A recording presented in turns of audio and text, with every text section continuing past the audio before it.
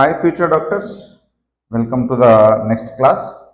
In this class, we'll discuss how much gravitational force is going to act between two masses when a mass capital M is going to be divided into a smaller mass and they are going to exert some amount of maximum force. Let us assume mass of this object is capital M. So from this you remove small amount of portion, that is going to be small m. After removing, what is the remaining mass means? This is going to be remaining mass m minus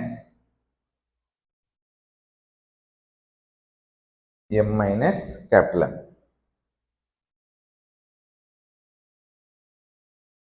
So this is going to be this small m.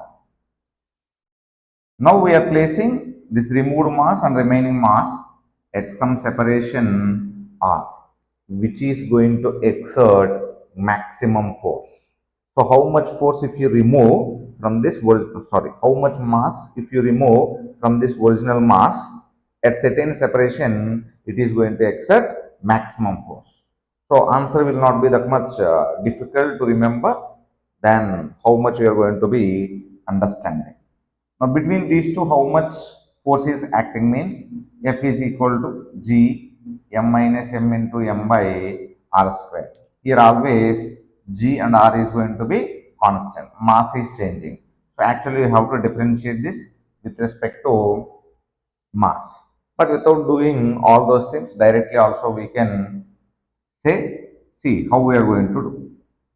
If you are taking 10 kg object, if you are removing some amount of mass means 1 kg if you remove from this, then what is the remaining mass? 9 kg. So separation between these two is going to be R. R is constant here. Next, you can remove 2 kg, then 8 kg. If you remove 3 kg, then 7 kg. If you remove 4 kg, then 6 kg. If you remove 5 kg, then 5 kg. So again, if you remove 6 kg, then again 4 kg. So this thing is going to come once again as it is. Therefore, where force is going to become maximum means force is directly proportional to 9 into 1, 9 newtons, 8 into 2, 8 into 2, 16 newtons, 7 into 3, 21 newtons, 6 into 4, so 24 newtons. So 5 into 5, 25 newtons. Again 6 into 4, 24. This one will become. So among all these, which is maximum means force is going to become maximum 25 newtons. When original mass is 10 kg, these two masses should be 5 kg, 5 kg. Means half of this 10 kg. Like that, if you are taking 20 kg, how much mass you have to remove to exert maximum gravitational force means? So 10 kg, half of that one. Therefore, now what is small m means? You got one idea now. If capital M, then what is small m? M by 2. How they are going to ask the question? Small m by capital M by m ratio. 1 is to 2. Capital M by small m.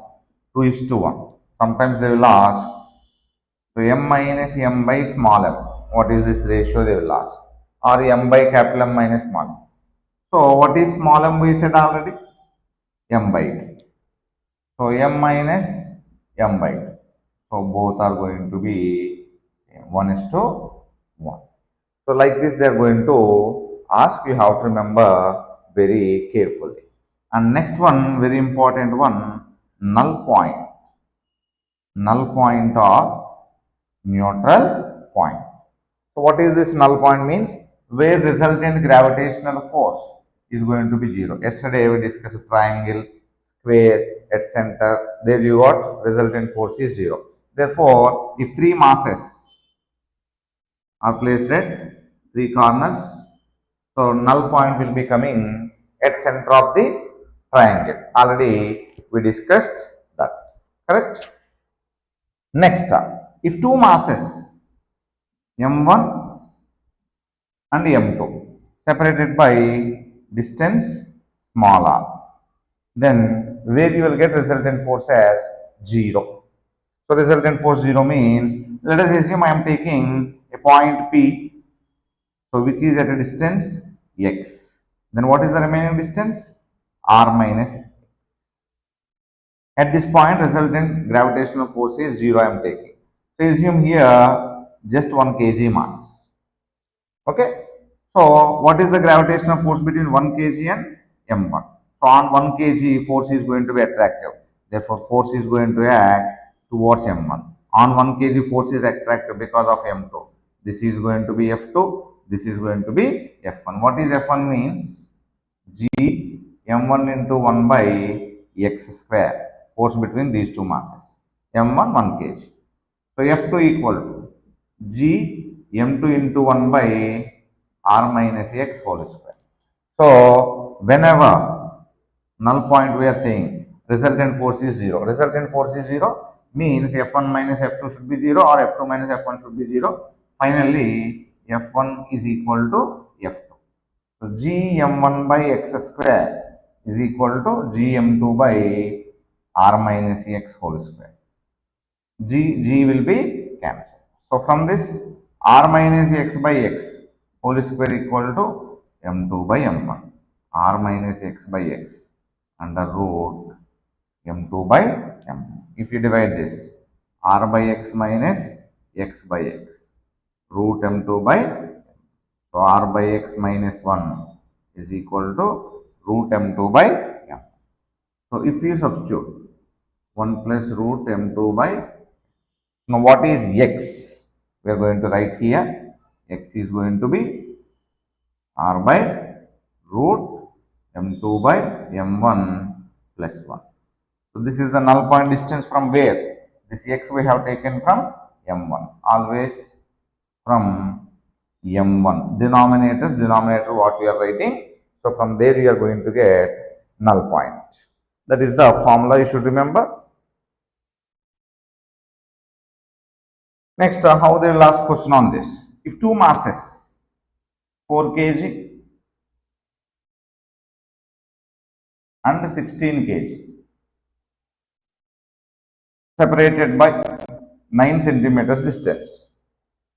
4 kg, 16 kg, separated by 9 centimeters distance. So find the null point from heavy mass they will ask. Heavy mass means from 16 kg they are going to ask. So generally we will write formula very fastly. X is equal to r by root m2 by m1 plus 1.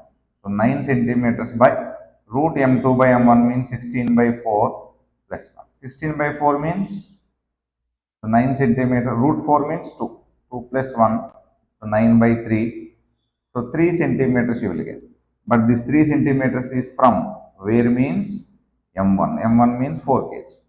This option will be available. In options, this option will be available. But, so they are asking null point distance from heavy mass. But you got from 4 kg, lighter mass you got. So if it is 3 kg means, sorry, 3 centimeters means, what is the remaining distance? 6 centimeters. So answer is 6 centimeters. Therefore, so if you calculate like this, r by root m1 by m2 plus 1. So r, so 9 centimeters by root 4 by 16 plus 1. So 9 by 4 times 1 by 2 plus 1. 9 by 3 by 2. Here 6 centimeters from denominator what you wrote? M2. So M2 means here 16 kg. Therefore, always whichever mass we are substituting in denominator, from there we are going to get that null point distance. Otherwise, so you can remember, you should be very careful. You are calculating from 4 kg. After that, you have to get subtraction for heavy mass. That one also you should remember. So this is about resultant force 0 null point. So next, the same question they may give like this: two masses m and 4m separated by distance capital R. So find the null point distance. In place of capital R, you can take 2R. So that is your wish. Sometimes here root you will be getting. So from this formula, R by root M2 by M1 plus 1. So what is R means here? Capital R root M2 by M1, 4M by M, 4M by M plus 1. So therefore, what you will get? R by 3 from capital M. R by 3 from capital M means, what is from 4M means? R minus R by 3. What is this? 2R by 3 from 4M. So like this you have to remember. So if they give M and 3M, M and 3M. So separated by distance, capital R or 1 meter, they will give like this. Then null point distance, capital R by root 3M by M plus 1. So capital R by root 3 plus 1 centimeters from capital M. Sometimes this option may not be available in options. So at the time, we should do rationalization, root 3 plus 1. So root 3 minus 1 into root 3 minus 1. So root 3 minus 1 capital R by, this one can be written as 3 minus 1. So root 3 minus 1 by 2 capital R, a plus b into a minus b, a square minus b square.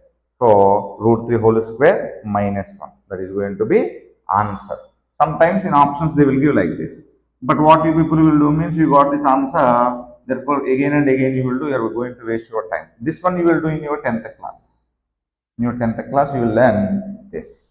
So what we are discussing here, same things you will be getting in your second year electric charges and fields. I am saying for who are studying for first year students. If those are long term students means they will feel bored to derive all this and to get explanation for all these things, because already so they are aware of this formula, therefore they may feel bored.